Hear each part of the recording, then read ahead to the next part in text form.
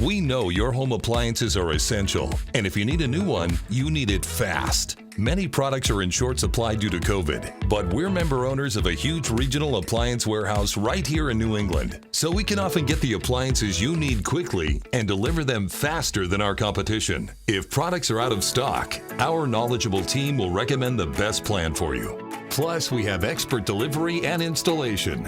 You won't find that in a national chain. Did you know your local appliance retailer is the best place to buy your new KitchenAid suite? Click here to find the dealer closest to you.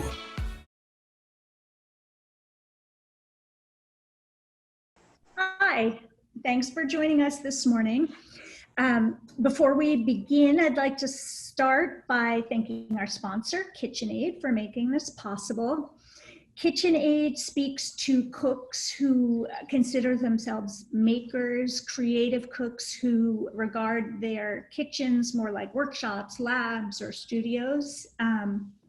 In addition to supporting creativity, they're also all about making life more efficient and simplifying your tasks in the kitchen. One of their newest products is the Smart Oven Plus. It is a wall oven with attachments that go into the back in the power hub, and it's a steamer and a pizza stone or a baking stone and a grill. And as you may have guessed from the name, it implements smart technology, so you can turn it on or off or adjust the temperature from your phone or your Alexa or Google Home or whatever system that you use. One of the things I really appreciate about KitchenAid, besides those mixers and all the amazing colors, is their dedication and support of local, not just local publications like the Boston Globe and designers like those here today, but local retailers.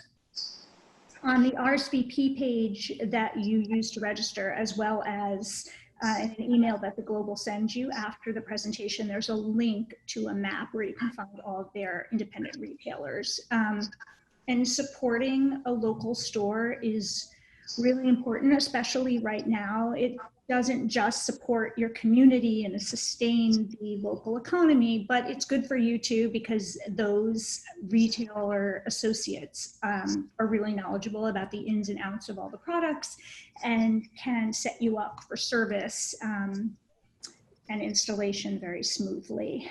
And this one is really important because we're talking about high ticket items. I think there's probably a misconception that the big box stores are much less money, but the independent retailers, their prices are really competitive. So I hope you'll check that out. Makes sense all around. Okay, so now we're going to start. Today we have 3 designers. We have Jody Swartz from Kitchen Visions, and we have Tyler Carew, a designer from Portland, Maine. I love how you're all appearing on the screen. And Heather Alton from New England Design Elements, who's up in New Hampshire. And let's get started. So, Jody, our first guest is designer Jody Swartz. She is the founder of Natick-based firm Kitchen Visions. She has probably designed thousands of kitchens at this point. She knows everything about kitchens, including, I think, like over 10 of her own. Welcome. Thank you. Hi, Marnie. Good morning, everybody. We have a lot of calls for kitchen remodels these days. Marnie at one point had asked me if we have as many calls for kitchen remodels as toilet paper, and kind of. We've never stopped. We haven't stopped working during the pandemic. People are spending so much time at home in their less than functional kitchens. They're both, they're in their primary and their secondary homes where they're vacationing, especially this summer, instead of traveling elsewhere. They're not dining out or buying as much prepared food. They're not going to the store as often, and they're cooking together and trying out more recipes. Okay. So that's good. Business is booming. That's excellent. What are people asking for? Is it a little bit different than pre-pandemic? Like, has it influenced what they're looking for? Well, you mentioned the smart technology. So that is it. People are really looking for all these latest technologies. They're embracing them. Men are doing so much cooking now, not just since the pandemic, but just since literally, since my career started. I mean, just more and more men. They want all the gadgets. They want all the stainless steel. It's really interesting. Of course they do. Yeah, so they are, you mentioned about, appliances that are controlled via phone or system, whatever system the family's using. So they're doing that, and they like them because they save time. You can pre-program these smart ovens and steam ovens to different temperatures, and they can turn them on to remotely. Let's look at a couple of, I have a slide with a couple of kitchens, and then you can tell us what the difference is. Because, I mean, I've heard of steam ovens, but I haven't heard of speed ovens. So why don't you walk us through? Sure. So the people love the steam ovens. You're seeing a steam oven on the left-hand side above a regular oven. They do everything. They do everything except boil water and pop popcorn. They're fabulous for bakers. You can proof your dough in there. You can put a carton of eggs in a steam oven and you can hard boil them. They steam vegetables quickly. I've had roasts and lasagnas, and they make incredible pizza. You're able to tell it what to cook, and it determines even what time you put each dish in. Cool. Okay. So that's a steam oven, and I know they're really good for like heating up your leftovers too, right? If you do. Oh yeah, great. And they come with trim kits or full, or full size. Uh-oh. Jody has frozen. Okay. And a convection broiler. And you can cook a lot more food than just using it as a traditional microwave. You can make roasted potatoes in it. You can make vegetables in it. It's really a good item, a good product to have. Okay. What other kinds of new technologies are people looking at? We're doing a lot of induction cooktops and induction ranges. They cook very precisely like gas. The kitchen that you have here shows an 36-inch induction cooktop in a condo apartment, and the condo apartment is doesn't have any ventilation. There is no ventilation up there, so you don't need any heavy-duty ventilation systems. It doesn't give off that much steam at all. And then in an induction range in another condo, that's just a recirculating hood. So that does move the air around a little bit, but it doesn't necessarily utilize, it doesn't need anything that's going to collect pull a lot of CFMs from the air. Okay, that makes sense. And of course, I love that kitchen on the right, which I wrote about, so I feel very connected to it. And thank you. So right, induction cooking, that makes sense in condos where ventilation is a huge problem, or can be anyway in apartments. What about, are there other benefits besides not needing heavy duty ventilation? Yeah, they're really great. They're safe. There's no open flame. They're easy to clean. They're so precise. Millennials really like them for the safety and the new technology that they bring to the table. And it is more expensive than electric cooktop, but and ranges, but it's so worth the money. Right, electric is over. All right. It's over. Electric is over. You've heard it here. Okay, so induction cooktops, number one ask, steam or specialty ovens, steam and speed ovens. Number two ask. Number three appliance ask, is there one? A lot of people are asking for second dishwashers, especially now that we're again in COVID. They're spending so much more time. They just feel like they're running their dishwashers all the time. So they're really liking that, even if it's just kind of a half size or an extra drawer dishwasher. But they want a second sink as well. There's more than one sink in the kitchen. And we usually try to put in a decent sized prep sink. Used to be people put in little bar sinks, but we're trying to put in a decent sized sink for these multiple cooks in the kitchen. And the dual workstations are becoming more popular because working couples and families, and now these 20-something children are coming home and staying with their parents during the pandemic. And even grandparents are coming in. They're, choosing to, kind of become their own pod and stay with their children and grandchildren because they're all in the kitchen together. Okay, so everybody has like a million appliances now. I know you mentioned that there was a project you're working on that had 19 appliances, which I can't even think of what they would be, but it must be affecting the layout as well. And so let's talk a little bit more about these zones. I'm sort of fascinated by this sort of like cook zone, cleanup zone, hot zone, cold zone. Here we have a before and after, a huge transformation. Why don't you walk us through that? Right. So we focused on creating hot zones and cool zones, or you can call that cooking zones, you know, and prep zones, cleanup zones.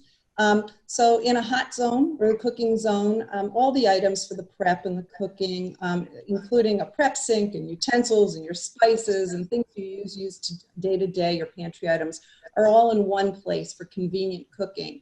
And then a cool zone, you know, your cleanup zone includes the main sink and dishwasher, table, utensils, etc. You know, tableware, your utensils, coffee makers, etc. And in this kitchen on the, you know, that you have here on this slide, the before picture, that sink, that was basically the main run of cabinetry. So the sink was directly across from the oven, and the refrigerator was on that wall. And then we utilized the exact same space. We took out the staircase and moved the refrigerator, you can see in the after photo, so that we could add cabinets and open shelving on the open wall. That became the cleanup zone with a coffee station and you know, where people kept an entire room there. I want to meet these people who have a red fridge. Yeah, I know. And the refrigerator is accessible to both zones, and the prep sink became where it went in basically the same space where the original sink went. Right, which is always good for cost. Mm-hmm. So nobody has to run around that island to get to the other side, for sure. Right. Okay, and we have another before and after. Let's flip to that. Right. So this Newton kitchen was just too narrow to put in an island. It had a small peninsula, but we stretched that space into what was the dining room area. And we made the living room into a dining room. And in order to do that, we were able to get Jody's freezing on my end. Not sure if you guys can hear her or not. Can you hear me? Oh, maybe it's my internet connection is unstable. No, go ahead. So, so we were able to just kind of move that space around to give them 48 inches of refrigeration and to get their ovens and a steam oven there, as well as their, you know, cooktop. And we put in the prep sink and all the spice storage and wall cabinets there, all hold food, so that nobody really has to cross over to the kitchen to what is technically that cool zone that's got the dishwasher and the main sink in it and the places to keep, you know, plates and cups and glasses. That makes sense. And you have the beverage fridge. And then I think that sliding barn door in the back, it looks like a new walk-in pantry. It is, and it's awesome. And actually they have a little countertop microwave in there. We're doing lots of pantries. There's is such a thing in my mind as too many kitchen cabinets and too much wood or, you know, cabinetry in a room. So we're building closets and shelving for pantries, and we're building out basement areas and mudroom spaces, which are also getting perhaps second refrigerators or freezers. That makes sense. We got a second freezer. It's completely full, not cooking everything. Maybe if we redesigned our kitchen, cook more. All right, let's go to islands. Everybody has to have an island. Obviously, this kitchen doesn't have an island, but a lot of times people want islands, and the bigger the better.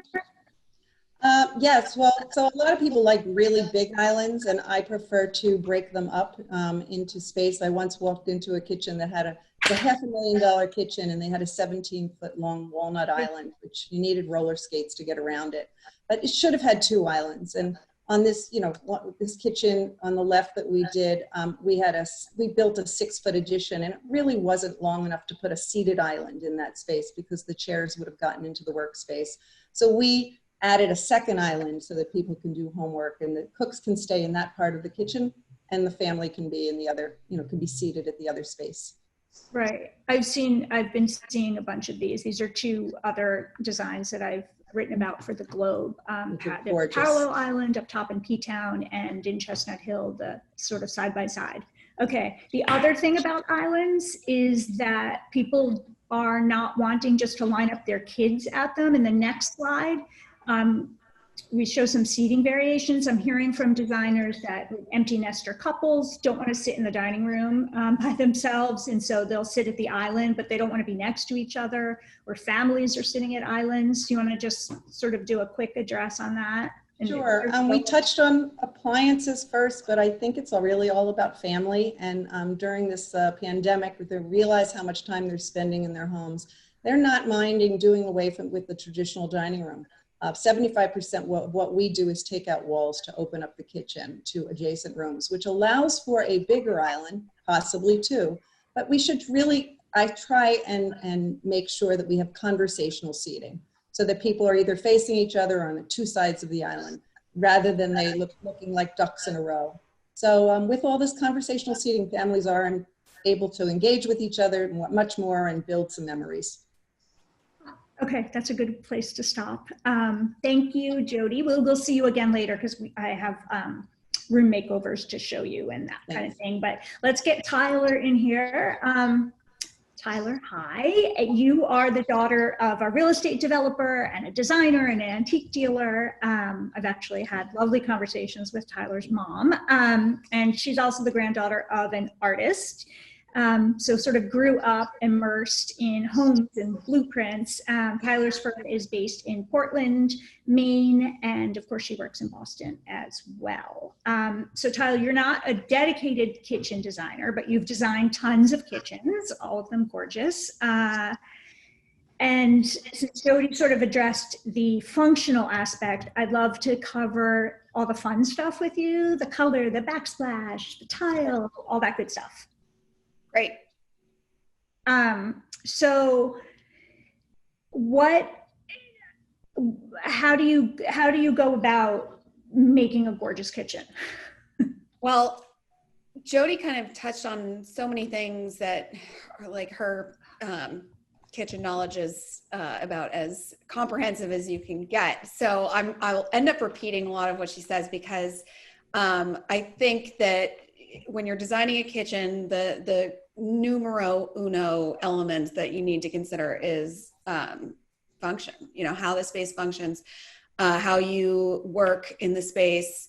It's inevitably the space that's going to get most likely the most use in your home. So function is number one, but then it's our job to really marry the aesthetic and functional component and do that in a way that is, number one, appropriate for the architecture and the existing style of the home, the rest of our design plan. And number two kind of reflects the style of the clients. And number three remains timeless, something that they are not going to want to. We don't want our clients to want to renovate their kitchen in 5 or even 10 years. We want everything to sustain and to kind of stand the test of time, especially from a style perspective. We recognize that technology changes, and that applies to appliances, to any kind of electrically functioning component. And we love to create a space that you're able to potentially upgrade your appliances, but this foundation is timeless and classic, and it will live with you for a really long time. So that's kind of how we approach it, as a twofold form and function process, while respecting the architecture and creating this timeless environment. Well, let's talk about this one, because timeless doesn't have to mean boring, obviously. Right. This one is super dramatic. I know it's a captain's home, a historic home in Bath. And you do have that sort of cement tile, which is an on-trend element, but it works here. Can you want to talk about how that happens? So when we're using on-trend elements, we want to use them in a way that's really appropriate to the house. So for instance, cement tile, I would really prefer to use it in a house that's actually older and historic, and it looks like you might have unearthed this spectacular detail, which you never would, but it feels appropriate to the home and it feels appropriate to the environment. This homeowner is one of my favorite people on earth, and he has incredible taste. He is dedicated to antiques and sourcing and learning about the provenance of everything that goes into his home. So I really wanted his kitchen to kind of reflect those elements. I don't remember exactly if we started with this cement tile, but I knew that we would be using some kind of really dramatic elements to pull everything together. So there's a lot of high contrast here. There's white cabinets with black honed granite that has a lot of movement in it. And then I felt that this cement tile with its graphic design, but really simple pattern, kind of tied everything together. And it was also really important to me that we do it we go all in with it on both walls and not just to like backsplash height. We really wanted to make sure that it had an impact and it was well thought out. So it was really this kind of, as it always is, it's a puzzle and aesthetically getting all your components together and refining them until they look right for the space, for the style of the client, and just ensuring that they won't look dated. So even though we use trendy elements like a cement tile here, I think in the case of this house, it actually is not going to look like, oh, you designed your kitchen in 2017 by the time it's 2027. And it doesn't look like everything else on social media either. That's really always very interesting to me too. Right. And you have this wow, and you do go all in up to, definitely would have lost something if it was only halfway up the wall. And then you temper it with these, of course, the cabinetry is very, very clean and simple, but then you sort of temper it with and add back in nod to the historical with the polished brass and the beadboard hood cover, all of that. Right. All right. All right, let's look at your next one. This is a kitchen in Back Cove, blue and wood kitchen. And I know you mentioned the blue, like the white cabinets in the other one, these blue ones are also standard, but you have a little trick of sort of customizing something in the space to make it look like it's not an, off the shelf kitchen. So we started with color in here, I assume. Mm-hmm. Yeah, these clients knew they wanted to kind of have a more significant impact on the aesthetic of the kitchen with the color of the cabinet. So that's kind of where we started. And we knew we'd be using a kitchen showroom to source our cabinets, which is great. I do a lot of kitchens where we're sourcing through a kitchen cabinet showroom that carries various kitchen cabinet lines. I have my favorite cabinet companies. I have my favorite cabinet profiles that I kind of return to. But what I like to do when I'm designing a kitchen where we are going through a showroom and not going 100% custom is I like to add a custom element, whether it's an island that we have custom made or whether it's, in the case of this kitchen, we did this kind of custom hood surround where the reeded white oak detail that you're seeing that encapsulates the hood and the two cabinets flanking it was made locally by a wonderful team of craftsmen, and we designed it, and it really kind of the white oak complements the painted cabinets well, but it really does make the kitchen feel kind of more elevated and like it all could have been custom. And it was a very, I don't want to say simple because it's a bit of a complicated design with the reading, but it was a very straightforward idea where we said, we'll do, 90% of this kitchen in showroom cabinets, and then we'll design this custom element. And it really ties everything together. It brings in another material, which I think is important. We really try hard to focus on materials and make sure our materials are very are unexpected but work really nicely together, and that's kind of what we did here with the white oak as well as the painted cabinets. And also the backsplash tile, which is it fire clay tile? It's this nice handmade ceramic, and sort of the color is slightly unexpected, but not Right. in your face. Right, right. We just wanted to, I think it would have been disappointing to do a white backsplash tile or just something that was easy. So Fire Clay has these really subtle tonal tiles, and there were other really substantial tile elements in the house adjacent to the kitchen, like a very large brick tiled fireplace that we also tiled from Fire Clay. So we coordinated those two tiles, and that's what kind of led us to this.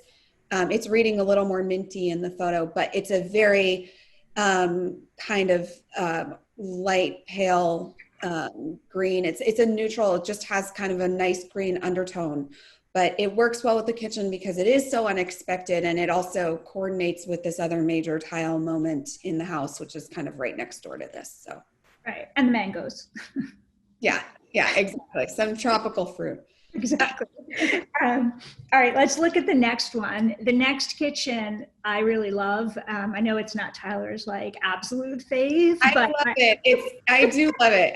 It's I love that a lot of what I get to work on pushes me outside the bounds of what I would typically design like for myself. So we're a firm that really listens to clients. It's why none of our work really looks the same, because we really, really listen to clients. So this is an example of the clients having very specific, what they were drawn to was really specific, and it wasn't always what I was drawn to, and kind of bringing that all together and making this cohesive space was part of the fun of this whole project. And this kitchen is really the heart of this home. And I love that there are elements in it that were really important and special to the client. So this kitchen I actually wrote about in this past Sunday's Boston Globe address section. So I got to learn about it. I had been saving it on my hard drive, waiting for an opportunity to use it. And again, here you have lots of color and the sort of two different, not as expected, different blues that you wouldn't necessarily put together right away. Right. So we actually really started with the island color. It was a color that my client really loved. I can't ever remember using this color in a kitchen. I'm seeing a lot of this color in kitchens lately. I am too, but it's really not me. So it would never be something that I would use. But what I loved is that it offered me this challenge to say, yes, you would never use this.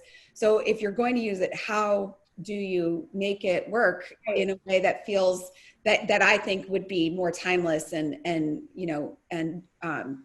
durable in terms of style. And that was really coordinating it with making sure that those perimeter cabinets were really neutral, which we did with just a very simple white cabinet. And also kind of coordinating it with this tile, which is a beautiful hand glazed Pratt Larson tile with these really lovely striations in it, which is just kind of another dimensional detail to the tile. But I love that the island is like a true blue. It's very blue, and the tile is a blue with a lot of green in it. Mm-hmm. And to me, what kind of ties those elements together is the wood, the ash that runs along the middle to create that shelf, and then those kind of flanking ash walls that encapsulate the kitchen.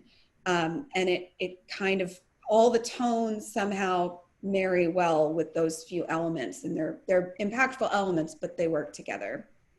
And I like how you described the kitchen as having happy symmetry. So that was kind of nice. I think that's important to me when it's open to the rest of the house, that it feels that there's something satisfying about the symmetry of it.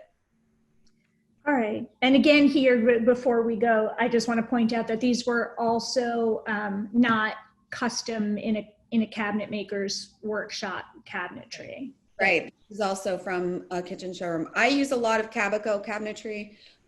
It's been a product that has been enduring for me, and I like a bunch of their specific door profiles that I kind of go back to, and they're based in Canada. They're easy to work with, and 2 of the 3 kitchen that you've shown have been Cabico. Great. Well, people are always want to hear budget friendly, well, not budget, but at least not. Yeah, it's all not budget. Okay, I didn't mean to say that. Yeah, But this not like not crazy in a custom, somebody toiling away exactly. Yes. in their living room to make it. Okay. Yeah. Thank you, Tyler. Thank you. And Heather, can we get you in here? Heather Alton is our last guest before we move on to the Q&A portion and the room makeover portion of our program. Heather lives in New Hampshire. She has a background in boutique and commercial hotel design and specializes in kitchens and baths and sort of kitchen type spaces. And we're going to talk to her. We covered function with Jody, and we just covered all the gorgeous elements with Tyler. But with Heather, we're going to talk about lifestyle and sort of the way you can infuse your kitchen spaces with things that reflect your specific interests. So Heather, are you there? I'm here. Excellent. Hi. Hi, how are you? Good. I know you also have been super busy over the last few months. Are their mindsets a little bit different these last few months? Definitely. I feel people are they're more bold now to kind of go with what they like, as opposed to thinking about, oh, what am I going to do? You know, am I worried about putting something in here that's going to affect my resale?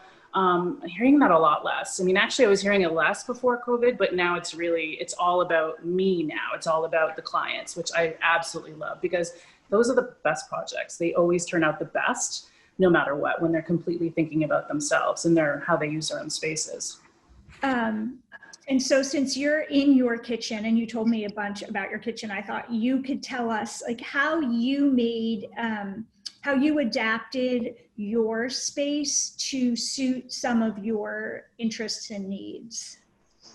So that's been a big deal with us, because our kitchen has like evolved, I want to say, over these years.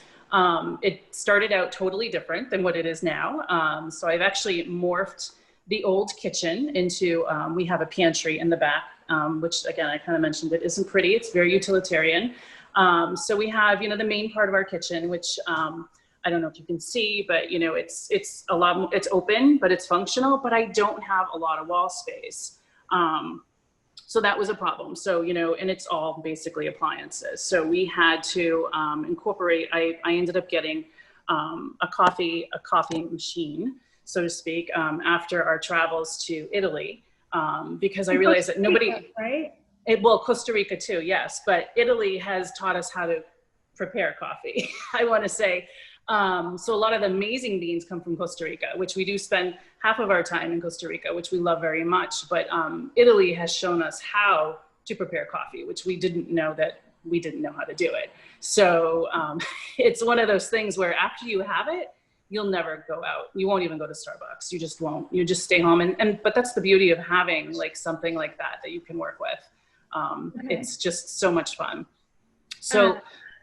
So you made this pantry and it's your own personal coffee bar back there? It is, but the thing is, we didn't have the room for it. So I ended up buying, so we bought I did it. My husband didn't know I did it. So I bought this amazing coffee machine, but we had nowhere to put it. And it was funny. So our appliance guy was like, hey, I thought of you. I knew you would want something like this. And I'm like, I do, but I have no idea where I'm going to put it. So I brought it home. I kind of snuck it home. I don't know why I snuck it home. It's like huge, right?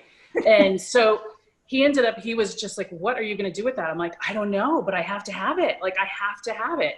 So we ended up putting an addition on the house to accommodate it, which is ridiculous. Yeah, it's ridiculous. But it seems like it's a big addition, but it's not. It's a pantry. We have slope ceilings in the back, so we could only do so much.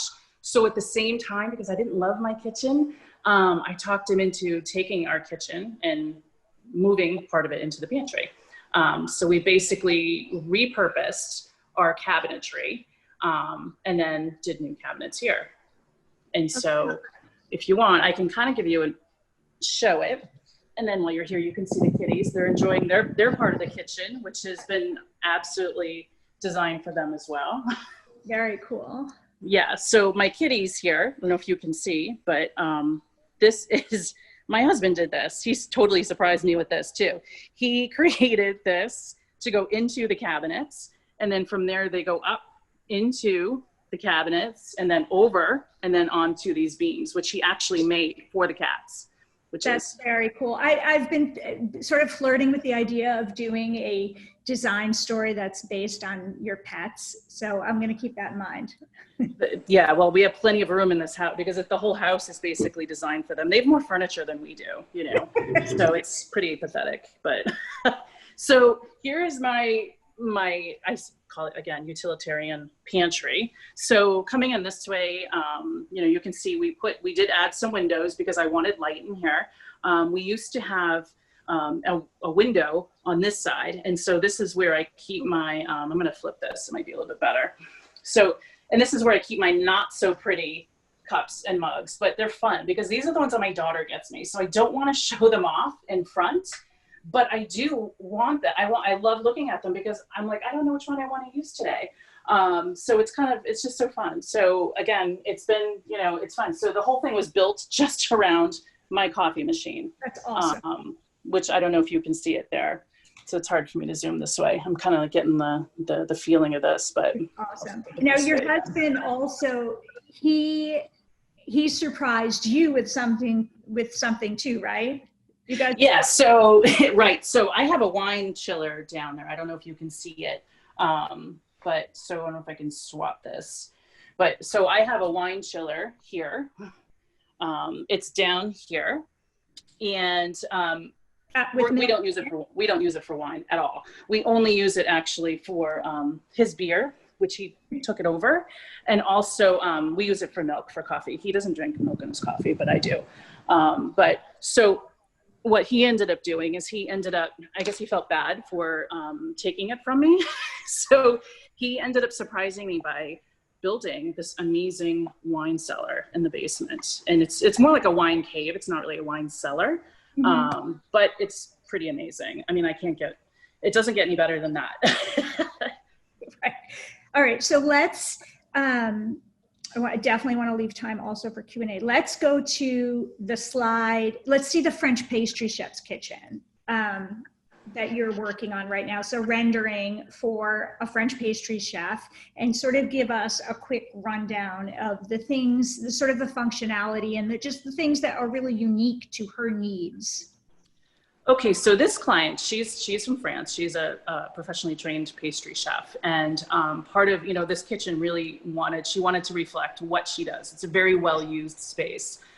So part of what it is, she needed an island that she could literally walk around. So that's, I don't know if you can tell by looking at that. What I did is I did a raised toe kick all the way around. So that way, no matter where she's at, she can actually use it. So you can use it for mixing, for rolling out dough, for everything else.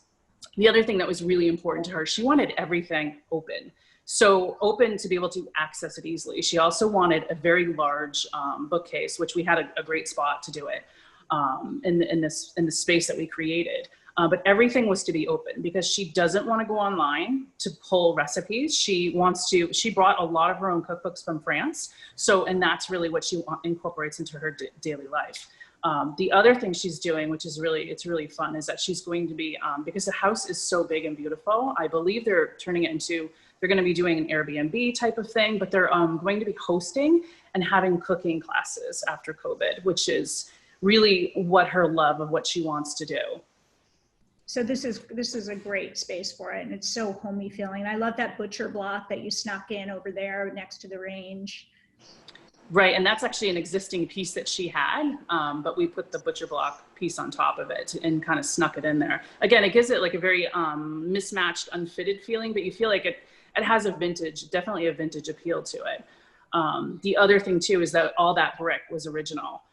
So we wanted to keep it. We didn't want to cover it up with cabinetry. So again, we built the built-ins are going around the windows, and then we left the backs open so you can clearly see the brick. The brick that's always been there. Grab her stuff. Cool. All right, let's go to the next one, which is a great one to sort of end on before we go to Q&As. So Fab family making fab space in their fab basement.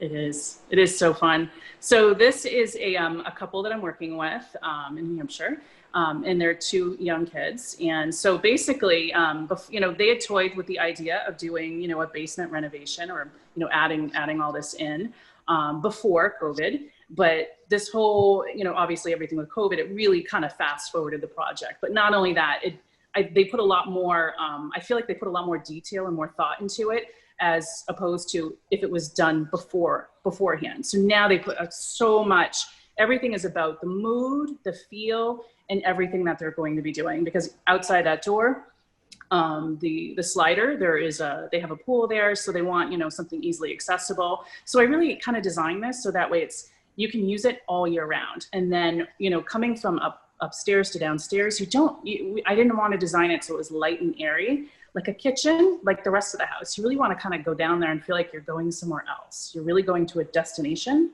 and you feel like when you're staying at home now, you can have these little areas that just kind of give you like a whole different feeling about where you are.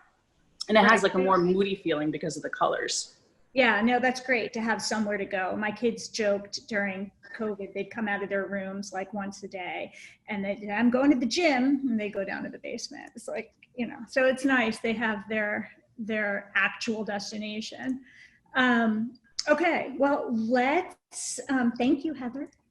Thank you. And maybe you can introduce me to these people so I can hang out with them. I know, that's what I said. I'm like, I'm going to go over there. There's plenty of space, right? All right. So you guys, as in the viewers out there, a lot of you submitted pictures of your kitchens, and we have time to very quickly look at a few of them. What time is it? We've got about 15 minutes, and we can look at a few of these, and then we will go to a couple Q&As, and then we're done. All right, Tyler picked this one. There's the viewer's question. Yes. So I actually took on a very similar kitchen myself at a house that I lived in 10 plus years ago, where it had all these kind of 50s elements that were somewhat charming, but just felt really old. So just a couple things. If you're really anxious to save the cabinets, painting them, which is not always my first instinct, but you could, replacing the hardware, that's kind of an easy cabinet fix. Moving up from that, obviously if you wanted to, that looks like linoleum, replacing the floor, doing some kind of affordable tile in your kitchen as opposed to hardwood is a more affordable way to tackle it. Obviously replacing the countertops would be easy. You could get a nice undermount sink once you tackle the countertops. But I thought even more importantly, even if those elements need to stay, simply removing the scalloped valance above the sink would be really helpful to open it up. I'm not sure if it hides, like sometimes they're hiding a fluorescent light fixture under there, which might take a little bit of electrical to disconnect and maybe do a flush mount. But, getting rid of the scalloped valance, I think would really help quite a bit. And another element that isn't the most affordable way, but could really make a huge impact in this kitchen is replacing that window so that you didn't have a stile running right down the center of your faucet. So that's exactly what you're looking out to. Doing a window, sourcing a window that was, more of a picture window, something that you could get full light in, would make a really big impact in this kitchen. If you're unable to tackle some of the kind of structural elements of the kitchen itself, the cabinetry, the countertops, I think that removing the valance and doing a new window would make a huge, huge difference. Thank you. All right. Jody, we've got 3 for you, but you're so speedy. So speed round, go. Well, you're very, very lucky that you've got a white melamine cabinet with oak trim, because if you saw from some of the designs that are out there, slab doors are really popular. Oak takes really dark stains well, so I would actually just take these cabinets and stain them either really dark, either in ebony or an espresso brown color or a dark gray, charcoal gray, and just kind of call it a day. Your handles are already built into these. So it would look great. Put in a new backsplash. Cool. Next. Planning an addition of a dining room, which will turn the bay window through the kitchen into a pass-through. Well, yeah, you're putting an addition on. That's awesome. Nothing wrong technically with your cabinets. You are looking to combine your cherry trim with painted trim in the new eating area to tie the rooms together. Take your cherry table and move it over there, and perhaps get another piece of furniture and put on really light counters, which will look really wonderful here, and then tile your space. But you can even do some kind of like a cherry top if you're going to do that pass through. You could possibly even do a cherry top with these new white counters and a light backsplash. And you have ideas on adding more refrigerator space and another oven. You seem to have a lot of space in there. I can certainly make some recommendations. If you're not going to take that wall down to the left, I probably might add a tower of talls right there. And streamline, right, make it a little more streamlined. Yeah. Okay, third one for Jody. Trying to decide if you should remove the wall between your small kitchen and your dining room. If it's a dining room and you don't have anything on there, like some kind of a buffet, and it's just seating in there, I'd say take the wall down to the floor. Which is great. If not, I'd take it down to a half wall. Obviously your sight lines, I'm making the assumption that you have windows on the other side, so you're going to get so much more light, number one. Number two, you're going to have you won't have to patch in your floor if you bring it down to a half wall. But if you have a buffet or something on that other side, for sure, just definitely only take it to a half wall, because you don't want to lose usable wall space. Great. Okay. And Heather, we've got one for you. Oh, so they want to change out the original cabinets. No, they love the look of them, but they don't want to replace them. I wouldn't replace those either, actually. And refacing, I really wouldn't reface either. It is pricey, it is expensive, because refacing really means that you're going to be replacing the doors, which in fact, those doors are really nice. So they look like they're solid. My thing is that they have like a pickled, I think they have that pickled stain. So there's a couple of things you can do. Obviously painting I feel like it doesn't hold up that well when you're doing it yourself. But I feel like these really could be sanded down, and you could actually do a very light stain if you want to keep it wood, or you can, use it, you almost even a colored, something with a pigmentation, a higher pigmentation in the stain, to get a different color. But the one thing I would recommend is I would not do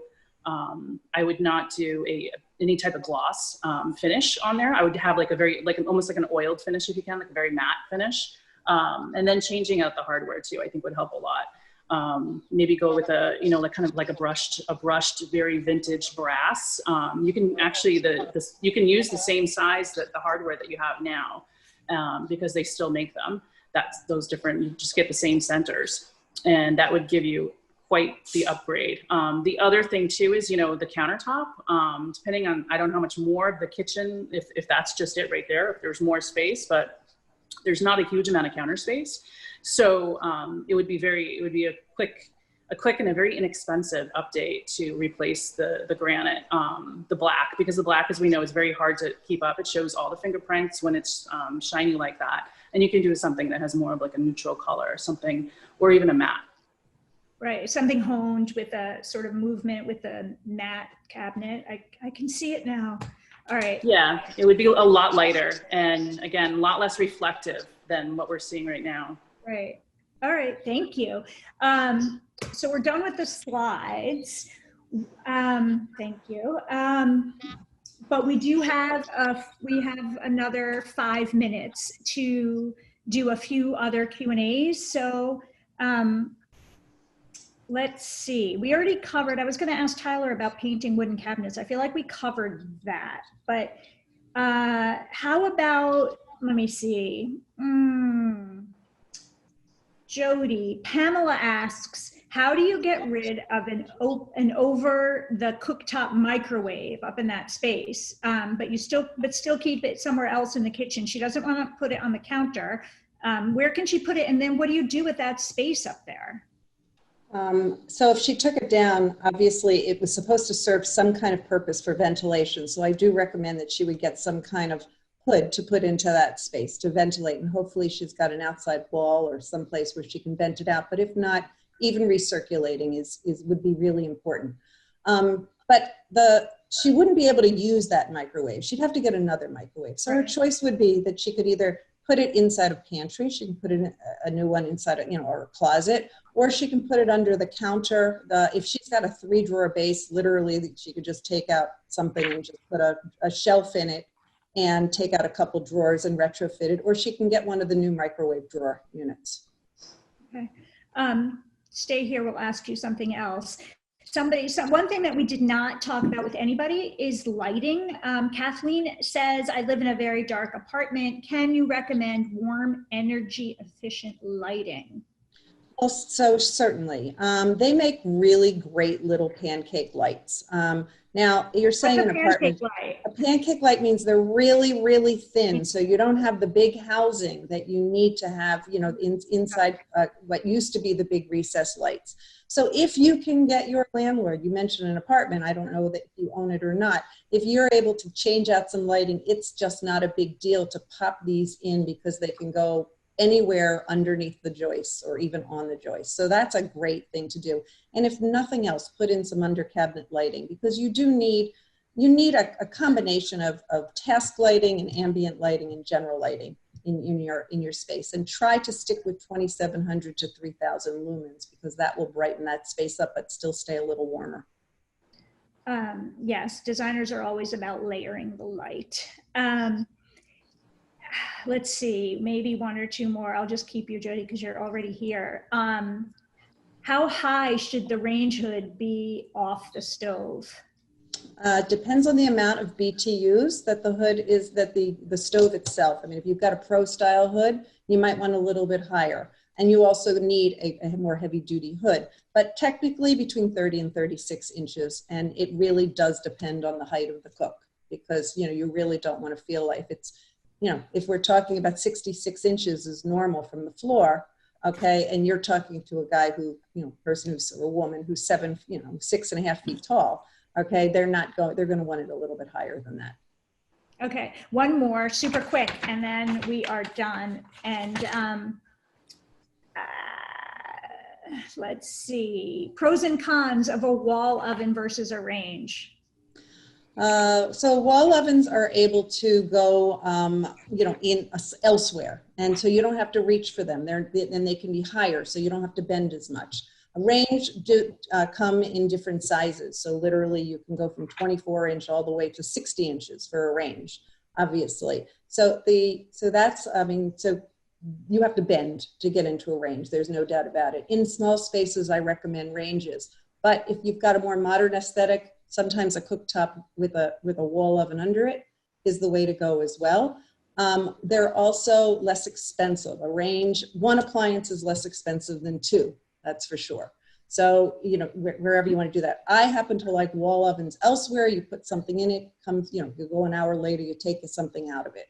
And I much prefer having drawers or storage underneath a cooktop. And wider on your cooktop than you can. One question just came in, which is a really good point. And this is really the last one for sure. Induction cooktops need special pots and pans? Magnetic. Just magnetize them. Just make sure, put a magnet on them. Just ask them if they will conduct, if they have a magnetic energy, because that's the only way the technology works. And so do we have to throw out certain ones that don't work? You don't really have to throw it out. There are pads that you can put between them on top of between the cooktop and your cookware. So okay. It's not quite as, if you're going to go for the gusto and get I go for the gusto and get the induction range. I usually say, go get some more different cookware that conducts, that has a magnetic energy. Thank you so much. Thank you. Thank you. Tyler, thank you, Heather. Thank you, viewers. Before I phase out, I do want to also say thank you to KitchenAid again for sponsoring our conversation today about designing creative kitchens with these design geniuses. particularly around these last few months in the pandemic. If you're thinking of adding a kitchen or upgrading a kitchen after this, adding some color, some flavor, you may want to think about maybe not going stainless steel, maybe doing a range in a color. KitchenAid does do these amazing commercial style ranges in 9 different colors. There's like a taxi cab yellow and that pale dusty blue that we were talking about with Tyler, that I really am seeing a lot of right now. It's a little bit more of a commitment than doing your island in blue, doing a range, but you can. Finally, when you're ready to make the buy, don't forget to check out that dealer map that KitchenAid has on our registration page and that we will be sending to you. We've recorded this so you can watch it again later or send it to your friends. And that's it. So thank you all. I really appreciate it. Thank you so much. This was great. Yeah. Bye.